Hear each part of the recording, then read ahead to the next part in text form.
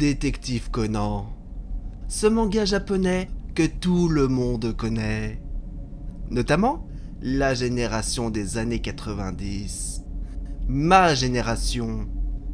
Je me rappelle le temps où je rentrais du collège pour allumer la télé sur la chaîne France 3 afin de regarder un ou deux épisodes de ce jeune détective de 7 ans, menant des enquêtes plus sordides les unes que les autres. Enfin, quand je dis enfant détective, je suis plus ou moins dans l'erreur. Car ce gamin d'école primaire du nom de Conan Edogawa se nomme en réalité Shinichi Kudo, qui est un adolescent de 17 ans. Mais comment un jeune de 17 ans peut être dans le corps d'un gamin de 7 ans, me diriez-vous ?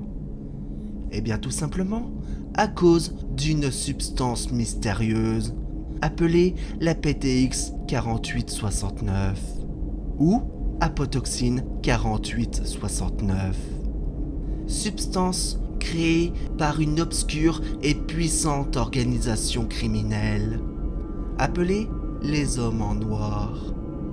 Bien que récemment, nous savons son nom exact. L'organisation Karazuma, dont le dirigeant est mort un demi-siècle avant les événements de l'intrigue. Ce qui, je dois bien avouer, rajoute encore plus de mystère derrière cette organisation criminelle.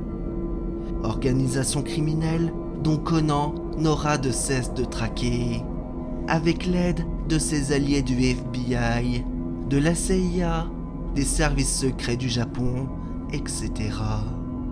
Et tout ça dans une histoire publiée depuis presque 30 ans, répartie sur 102 tomes au compteur à l'heure actuelle.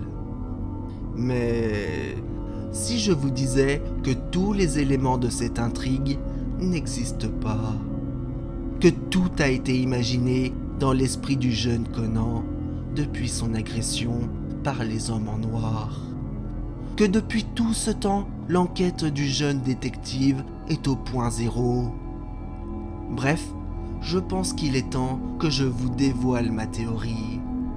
Une théorie assez sombre, très sombre.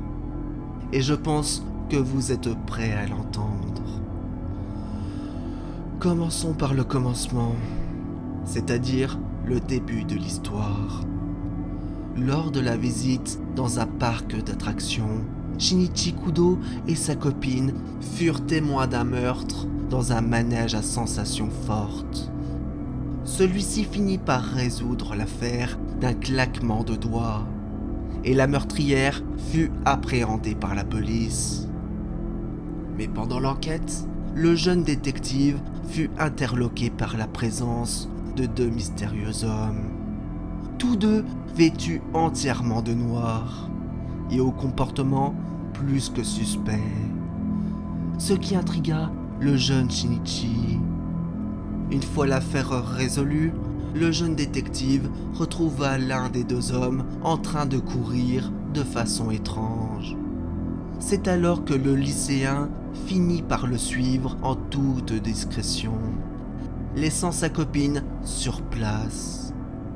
Une longue filature débuta, jusqu'à dans un coin discret et reculé du parc d'attractions. Caché derrière l'angle d'un mur, Shinichi observa la scène entre l'un des deux hommes en noir et un homme d'affaires. Au fil de la conversation, le jeune détective comprit la nature de l'échange entre les deux personnes. L'homme en noir exerçait une sorte de pression en faisant du chantage à son interlocuteur, qui ce dernier lui présenta une mallette remplie de liasses de billets, contre une clé USB contenant des informations plus que compromettantes. Mais lors de l'échange, Shinichi, qui observait la scène avec attention depuis sa cachette, n'avait pas remarqué que l'autre homme en noir s'était faufilé derrière lui en toute discrétion. Brutalement, ce dernier le neutralisa en lui mettant un coup derrière la tête à l'aide d'une barre de fer. C'est alors que son agresseur lui administra une mystérieuse pilule de couleur rouge et blanche, la PTX 4869, avant que tous deux ne s'enfuirent, le laissant officiellement pour mort. Cependant, la nature de la PTX 4869 ne fut pas celle d'un poison indétectable, mais bien de faire rajeunir la personne qui l'ingurgiterait. Et c'est là que ma théorie débute, faisant balayer l'intrigue dans son entièreté. Pour faire simple, la grande enquête de Conan Edogawa contre les hommes en noir n'est juste que le pur fruit de son imagination. En effet, lors du début de l'histoire, Shinichi, qui prit le pseudonyme de Conan Edogawa, ne retrouva jamais la trace de ses agresseurs qui l'a fait rajeunir. Ce qui fit entrer le jeune Conan, enfin Shinichi, dans un grand sentiment permanent de frustration couplé d'une profonde solitude. Solitude du fait de son jeune âge et de l'histoire de son agression aux personnes à qui il se confiait. Évidemment, personne ne l'écoutait.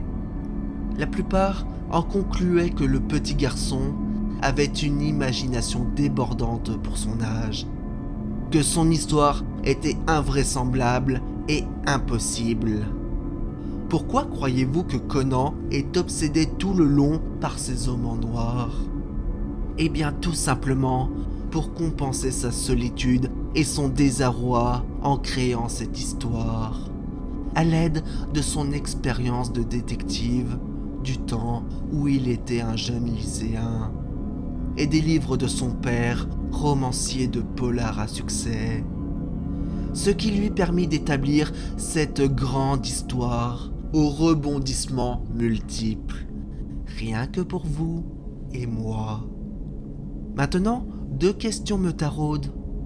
Peut-être que dans la vraie histoire dans laquelle il se trouve, est-ce qu'il retrouvera un jour la trace des hommes en noir ? Et si oui, sera-t-elle aussi palpitante que celle imaginée par Conan Edogawa ? Cette longue histoire sortie de l'esprit de Détective Conan.